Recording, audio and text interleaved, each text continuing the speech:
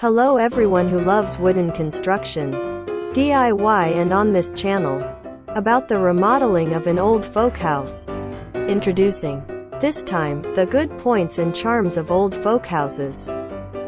Here are some great things. Please enjoy the goodness of Japanese wooden architecture. The good thing about old folk houses. The beams are cool. The pillars are also cool. Thick, big, strong. Strong, durable, astringent. That's what every guy likes. Today's house doesn't really need this size. The charm of an old folk house that is not found in today's homes. One of them is, yes, a fine beam. It's all over the house. A splendid diagonal beam in front of the entrance. The beam in front of the stairs after entering the entrance. Thick and round beams on the ceiling on the second floor. A beam that came out hidden behind the ceiling board. Everywhere you go, there are lots of beams. It's also very beautiful. You can't see it in your current home. While insisting on the individuality of the tree. Beams that structurally support the building. You can feel the personality just by looking at it. The word good old looks good on you. In the remodeling, you can feel the goodness of the beam. I hope it will be.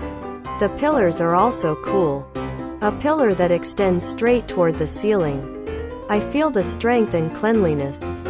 Beautiful while supporting the house. Isn't that great? I want to grow into such a human being. Also, timber is constantly changing after logging. Therefore, I dare to make a cut in one direction on the pillar. Even what seems to be a defect at first glance. It is a work that can be done by a 1,000-year-old wooden building. Paying attention to such a beautiful part.